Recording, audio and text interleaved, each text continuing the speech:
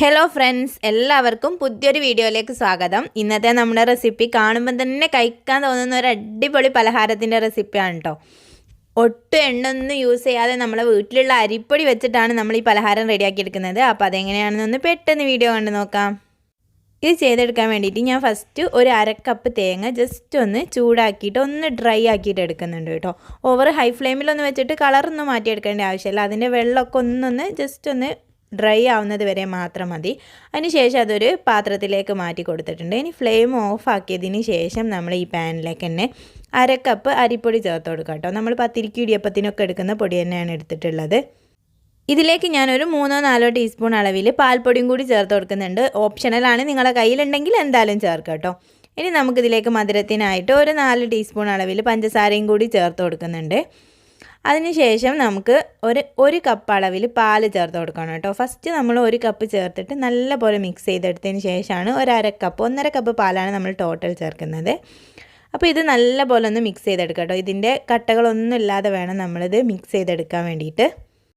അപ്പോൾ കട്ടകളൊന്നും ഇല്ലാതെ തന്നെ നമ്മൾ നല്ലപോലെ ഒന്ന് മിക്സ് ആക്കിയതിന് ശേഷം നമ്മൾ 1/2 കപ്പ് പാലും കൂടി ചേർത്ത് കൊടുക്കുന്നുണ്ട് കേട്ടോ. ഇനി നമുക്ക് ഫ്ലെയിം ഓൺ ചെയ്ത് കൊടുക്കാം. അതിന് ശേഷം ഇതൊന്ന് കുറുക്കിയിട്ടെടുക്കുകയാണ് വേണ്ടത്. അപ്പോൾ നമ്മൾ നല്ലപോലെ അത്യാവശ്യം ഇളക്കി കൊടുക്കണം കേട്ടോ. പെട്ടെന്ന് ഒരു സൈഡ് തന്നെ കട്ട കെട്ടാതിരിക്കാൻ വേണ്ടിയിട്ടാണ്. ഒരു ഫ്ലേവറിന് കുറച്ച് ഏലക്കാപ്പൊടി ചേർത്ത് കൊടുക്കുന്നുണ്ട്. അതുപോലെ ഞാനൊരു നുള്ള കുങ്കുമപ്പൂവും കൂടി ചേർക്കുന്നുണ്ട് കേട്ടോ. ഒരു ചെറിയൊരു ലൈറ്റ് കളറൊക്കെ കിട്ടാൻ വേണ്ടിയിട്ടാണ് ചേർത്ത് കൊടുക്കുന്നത്. നിങ്ങളൊരു കുറച്ച് മഞ്ഞൾപ്പൊടി ചേർത്ത് കൊടുത്താലും മതി കേട്ടോ, പ്രശ്നമൊന്നുമില്ല. അതുപോലെ മിക്സ് ചെയ്ത് കുറുക്കിയതിന് ശേഷം ഇതിലേക്ക് ഏകദേശം ഈ ഒരു പരുവാവുന്ന സമയത്ത് 1 ടീസ്പൂണ് നെയ്യും കൂടി ചേർത്ത് മിക്സ് ചെയ്തെടുക്കാം കേട്ടോ. എന്നിട്ട് നല്ലപോലെ ഒന്ന് ഡ്രൈ ആയിട്ട് നമ്മളൊരു ഡോ ആയി മാറുന്ന ആ ഒരു രീതിയിൽ വേണം നമ്മളിത് ചെയ്തെടുക്കാൻ വേണ്ടിയിട്ട്.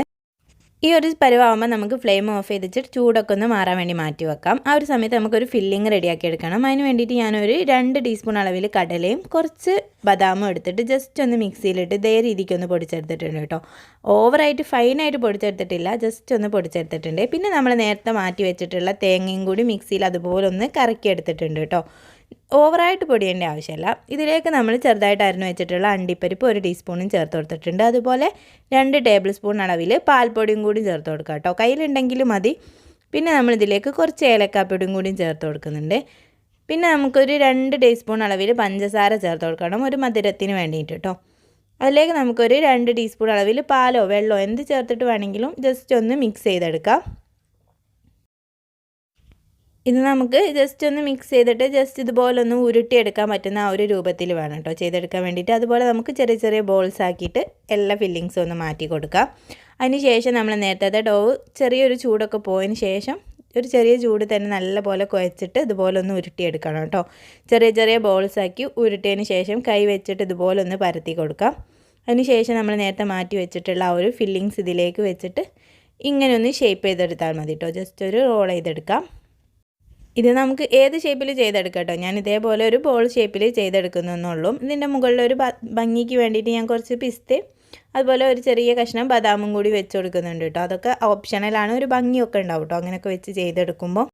ഇത്ര തന്നെ ഉള്ളൂ കേട്ടോ. ഇത് വേറെ ഒന്നും ചെയ്യേണ്ട ആവശ്യമില്ല. വേണമെങ്കിൽ നമുക്ക് ഫ്രിഡ്ജിൽ വെച്ചിട്ട് തണുപ്പിച്ചിട്ട് കഴിക്കാം, ജസ്റ്റ് ഒരു തണുപ്പോട് കൂടി കഴിക്കണമെങ്കിൽ. അല്ലാതെ ഇതുപോലെ കഴിക്കാൻ അടിപൊളി ടേസ്റ്റാണ്. വീട്ടിലുള്ള ചേരുവ മാത്രമേ നമ്മളിതിൽ യൂസ് ചെയ്യുന്നുള്ളൂ. അപ്പോൾ ഒരു തവണയെങ്കിലും ഇതുപോലൊക്കെ ഒന്ന് ട്രൈ ചെയ്ത് നോക്കുക. ഗസ്റ്റുകൾക്കൊക്കെ ഒരുപാട് ഇഷ്ടമാവും.